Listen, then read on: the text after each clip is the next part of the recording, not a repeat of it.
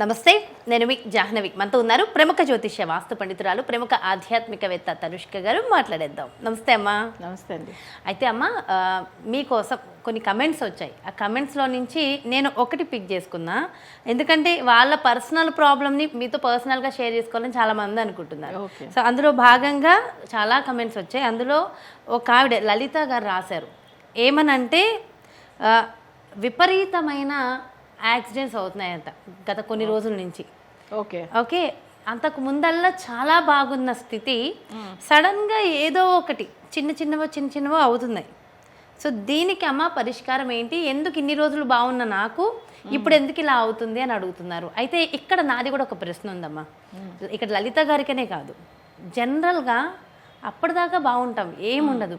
సడన్గా ఎందుకో తెలీదు చిన్న యాక్సిడెంట్స్ కామన్గా చాలా మందిలో అవుతూ ఉంటాయి. అసలు దానికి ఏమైనా గ్రహస్థితి మారిందని అనుకోవాలా? అసలు ఏంటి దీనికి సమస్యకి సొల్యూషన్ ఏంటి? అసలు సమస్య రావడానికి కారణం ఏంటి? ఓకే, ఫస్ట్ సమస్యలు ఎందుకు వస్తుంది అనేది మనం తెలుసుకోవాలి. అంటే ఇప్పుడు చాలా చూసారంటే అసలు వాళ్ళు డ్రైవింగ్ అయితే బాగానే ఉంటుంది, మంచిగా ట్రావెల్ చేసినప్పుడు అసలు ఎన్నో ఇయర్స్గా వాళ్ళు అసలు ఆ ఫీల్డ్లో ఉంటారు, డ్రైవ్ చేసుకుని మంచిగా వెళ్ళి బాగానే ఉంటారు. బట్ అయితే కొన్ని నెలల నుంచి యాక్సిడెంట్ కంటిన్యూ అవుతూ ఉంటుంది. అంటే ఇప్పుడు వాళ్ళ చక్రం ప్రకారం, సో అది లగ్నానికి అసలు థర్డ్ హౌస్, అది జాతకంలో నెగిటివ్గా ఉన్నప్పుడు వాళ్ళ జాతక పరంగా కొన్ని దశలో థర్డ్ హౌస్ శత్రువు అవుతాడు.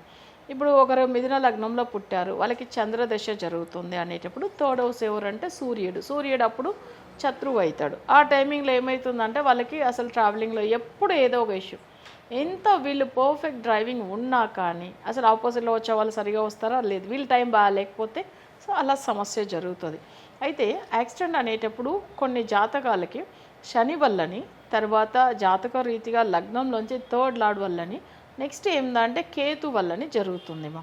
కానీ అప్పుడు ఏమవుతుందంటే కొంతమంది చూసారంటే రాహు దశనో కేతు దశ వచ్చినప్పుడు కొంచెం యాక్సిడెంట్లు ఎక్కువ అవుతుంది వాళ్ళకి, సో కంటిన్యూగా అవుతూ ఉంటుంది. సరే, ఇది వచ్చి మనం జాతకం చూడంగా అర్థమవుతుంది. సో ఇప్పుడు ఇంత ముందుగా చాలా బాగున్నామండి, ఇప్పుడుదా ఇలా అయింది. అసలు ఫస్ట్ ప్రశ్న చక్రంలో కూడా కనిపిస్తుంది. 8th హౌస్లోని థర్డ్ హౌస్లో నెగిటివ్ ఉన్నప్పుడు వాళ్ళకి యాక్సిడెంట్ అయింది, ప్రాబ్లం వచ్చింది, ఈజీగా కనిపెట్టవచ్చు. సో అక్కడ మనకు తెలిసిపోతుంది దీనివల్ల సమస్య వచ్చిందని. అయితే దీనికి రెమెడీ అనేటప్పుడు మనం వాళ్ళ జాతక చక్రం పరంగా చేయించే రెమెడీదా కరెక్ట్ ఉంటుంది. ఎందుకంటే ప్రతి ఒక్కరికి జాతక చక్రంలో ఏదో ఒక లగ్నంలో పుట్టి ఉంటారు. బట్ ఎవరికి రెగ్యులర్గా యాక్సిడెంట్ జరుగుతుంది ఇవి అప్పుడు వాళ్ళ జాతక చక్రం చూడాలి. ఎందుకంటే ఇప్పుడు వాళ్ళ లగ్నాన్ని పెట్టిదా మనకు కనిపెట్టి వాళ్ళకి దానికి తగినట్టుగా రెమెడీ ఇవ్వాలి. ఇప్పుడు కామన్ రెమెడీ అంటే మనకు ఏమవుతుంది, శని వల్ల అవుతుంది అని అనేటప్పుడు శనికి అధిదేవత ఆంజనేయ స్వామి, సో ఆయన పూజ చేసుకోవచ్చు. లేదు అయితే ఇక్కడ కేతుకు అధిదేవత వినాయకుడు, సో ఇవి 2 పూజలు చేసుకోవచ్చు. ఎక్కువ వాళ్ళు కామన్గా రెమెడీస్ చేసుకోవాలనుకునే వాళ్ళు, కానీ వాళ్ళకి 100% రిజల్ట్ రావాలి, ఇలాంటి సమస్యల్లోంచి మేము బయటపడవాలి. ఎప్పుడు ఎన్నోసార్లు, ఇప్పుడు మా బాబుకే చూడండి 4 సార్లు యాక్సిడెంట్ అని నా క్లయింట్ మొన్న కూడా చెప్పారు.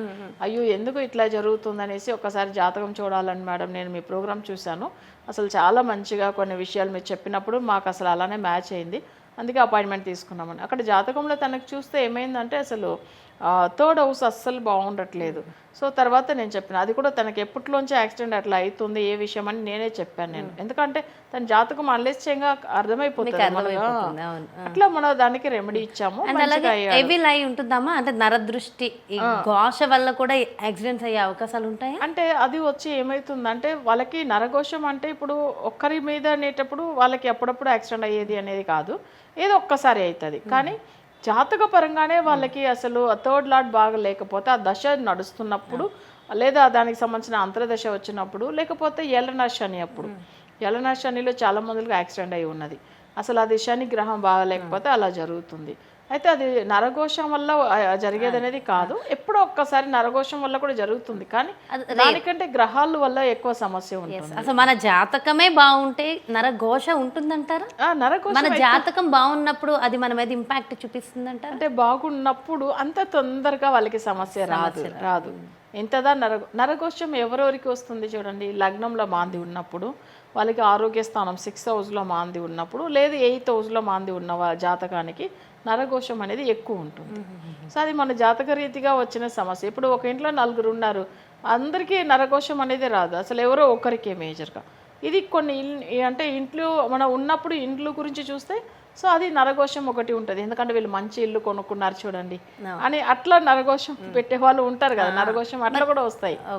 అది వచ్చి ఏమవుతుందంటే ఇంట్లో ప్రతి ఒక్కరికి వేరే ఏదో ఒక సమస్య వస్తుంది, ఒకే సమస్య అని కాదు, వాళ్ళ ఇంట్లో ఉన్న వాళ్ళు పరిహారాలు చేసుకుంటే సరిపోతుంది అది అట్లా. అలాగే మరి ఇట్లా యాక్సిడెంట్స్ జాతకంలో అలాంటి స్థితి ఉంది, ఇట్లా యాక్సిడెంట్స్ అవుతుంది అన్న వాళ్ళకి ఒక పరిహారం అంటే ఏం చెప్తారు? ఓకే, ఇప్పుడు యాక్సిడెంట్ వచ్చి మనం మ్యాక్సిమం చూస్తే శని వల్ల చెప్తున్నాం. శనికి అనేటప్పుడు అధిదేవత ఆంజనేయ స్వామి అని చెప్పాము. అది కాకుండా మనం కాలభైరవుడిని మొక్కోవచ్చు. ఎందుకంటే మనకు వచ్చి ఇప్పుడు శనికి అంటే ఇక్కడ తన కంట్రోల్ చేసే శక్తి ఎవరికి ఉందంటే మరీ ఎక్కువ కాలభైరవుడికి ఉంది. సో ఆయనకు పూజలు వచ్చి అష్టమి తిథిలో చేయవచ్చాము. అంటే ఎప్పుడైనా కానీ భైరవుడికి అష్టమి తిథిలో చేస్తే అంత మంచిగా ఉంటుంది. అష్టమి అంటేనే 8వ తేదీ, అందులో యాక్సిడెంట్ కూడా 8 గ్రహం బాగా లేకపోతే, లేదు శని గ్రహం బాగా లేకపోతే వస్తుంది, థర్డ్ హౌస్ బాగా లేకపోతే వస్తుంది. అప్పుడు ఏమవుతుందంటే 8 అనేటప్పుడు ఒక నెగిటివ్ వైబ్రేషన్ అది. సో అప్పుడు ఆయనకు ఎలాంటి అష్టమి తేదీలో కానీ లేదు శనివారం రోజుల్లో 6 నుంచి 7:30 టైమింగ్లో అసలు కొన్ని ఏమవుతుందంటే కులిగి కాలం ఉంటుంది. సో ఆ టైమింగ్లో కూడా ఆయనకు దీపం వెలిగించవచ్చు. అంటే భైరవ స్వామి టెంపుల్ వెళ్ళి చేయవచ్చు. చాలా మందికి దగ్గర ఉంటే వెళ్ళవచ్చాము, లేకపోతే ఇంట్లో కూడా ఏం చేయవచ్చాము అంటే మన ఇంట్లో విష్ణుమూర్తి ఫోటో ఉంటే కూడా పెట్టేసుకొని పర్టికులర్గా అష్టమి తేదీలో కూడా మొక్కవచ్చు. అష్టమి తేదీలో లేకపోతే శనివారం రోజు ఉదయం 6 నుంచి 7:30 మధ్యలో. అంటే చాలామంది టెంపుల్ దగ్గర ఉండదు, సో అదే ఒక సమస్య ఉంటుంది. ఒకవేళ ఉంటే వెళ్ళి దీపం వెలిగించేసి రావచ్చు. దీపం కూడా ఏంటంటే గుమ్మడికాయతో వెలిగిస్తే మంచిది. సో అది చాలా బాగుంటుంది. అలా యాక్సిడెంట్ రాకుండా ఉన్నాయి. ఇంకొకటి ఏంటంటే అష్టమి తేదీ కాకుండా అమావాస్యలో వెలిగించవచ్చు. అది వచ్చి ఏమవుతుందంటే మీరు అన్నిటిగా ఎక్కువ సమస్యలు ఎప్పుడు రెగ్యులర్గానే యాక్సిడెంట్ జరుగుతూ ఉన్నాయి, ఏదో ఇష్యూస్ ఉంటూనే ఉంది అనేటప్పుడు వాళ్ళు అమావాస్యలో మిడ్-నైట్ టైమింగ్లో వెలిగించవచ్చు. అది ఏంటంటే ఇంట్లోనే వెలిగించవచ్చు, కానీ గుమ్మడికాయ దీపం వెలిగించకూడదు. మామూలుగా ఏంటంటే దీపం వెలిగించేసి అగరబత్తి ముట్టించేసి ఫస్ట్ విష్ణుమూర్తి ఫోటోనో లేకపోతే అసలు స్వామివారి లక్ష్మీనరసింహస్వామి ఫోటో ఉంటేనో లేదా ఆంజనేయ స్వామి ఫోటో ఏదైనా ఉంటే కూడా పెట్టేసుకుని ఏంటంటే ఇంత నెగిటివ్ ఎఫెక్ట్ చాలా ఉంది కదా, ఇది తొలగిపోవాలా స్వామి అని చెప్పి మొక్కుని సో అప్పుడు పూజలు చేసుకోవచ్చు. అది కూడా ఎందుకంటే మనకు ఆ టైమింగ్లో అమావాస్య టైం చాలా పవర్ఫుల్. అమావాస్య అంటే పర్టికులర్ ఏదైనా ఒక టైం ఉంటుందమ్మా? అంటే మనకు వచ్చి 11 to 12 మధ్యలో చేసుకోవచ్చు, అట్లా కూడా చేయవచ్చు. ఆ ఫోటో కొనుక్కోవాలనుకున్న వాళ్ళు ఏ రోజు కొనుక్కుంటే మంచిదంట? అది వచ్చి మామూలుగా వాళ్ళు బుధవారం కానీ అసలు శనివారం కూడా కొనుక్కోవచ్చు, ఏం తప్పలేదు. అంటే ఎక్కువ ఆంజనేయ స్వామికి విష్ణుమూర్తికి ఆ టైమింగ్లో అమావాస్య తేదీలో పెట్టవచ్చు. ఎందుకంటే సూర్యుడు చంద్రుడు కలిసిన టైమింగ్లో ఏమవుతుందంటే కొంతమందికి అస్సలే ఎక్కువ మిడ్-నైట్లోనే హెల్త్ ఇష్యూ వస్తుంది. సో ఆ టైం నిద్రపోరు అసలు, అందుకే 11 to 12 మధ్యలో చేయవచ్చు. మరీ మిడ్-నైట్లో కాకపోయినా పర్వాలేదు, అలా చేసుకోవచ్చు. చాలా చక్కటి పరిహారం అందించారమ్మా, థ్యాంక్ యూ సో మచ్. నమస్తే. నమస్తే అండి. చూసారు కదండి, మరి ఎందుకో అప్పటిదాకా బాగుంది స్థితి, ఎందుకో సడన్గా యాక్సిడెంట్స్ అవుతున్నాయి. మరి లలిత గారు ఆవిడ సమస్యకి అడిగినట్టుగా ప్రతి ఒక్కళ్ళ జీవితంలో కూడా ఇలాంటి సమస్యలు వచ్చే అవకాశాలు ఉంటాయి కదా. సో లలిత గారు, మరి మీ ప్రశ్నకి సమాధానం దొరికిందని అనుకుంటూ మీ ద్వారా చాలామందికి కూడా చక్కటి పరిహారాలు వచ్చినందుకు థ్యాంక్ యూ సో మచ్ అండి మీకు కూడా. అండ్ మీ అందరికీ కూడా ఈ రెమెడీ ఖచ్చితంగా ఉపయోగపడుతుందని, ఆ సమస్యల నుంచి బయటపడాలని మనస్ఫూర్తిగా కోరుకుంటూ మరో ప్రత్యేకమైన కార్యక్రమంతో మరో ప్రత్యేకమైన పరిహారంతో మళ్ళీ మీ ముందుకు వచ్చేస్తాను. అలాగే పర్సనల్గా ఒక్కసారి జాతకాన్ని పరిశీలన చేసుకుని దాని ద్వారా తగిన పరిహారాలు తీసుకుని అలాగే మన ఇంటి వాస్తుని కూడా ఒకసారి పరిశీలన చేసుకోవాలి, తనుష్క గారి అపాయింట్మెంట్ కావాలి అనుకుంటే వెంటనే క్రింద డిస్ప్లే అవుతున్నటువంటి నెంబర్స్కి కాల్ చేయండి, అపాయింట్మెంట్ తీసుకోండి. నమస్తే. తాకట్టులో ఉన్న బంగారాన్ని విడిపించి ఆ రోజు ఆన్లైన్ రేటుకే మేము కొంటాం. Sharma gold company.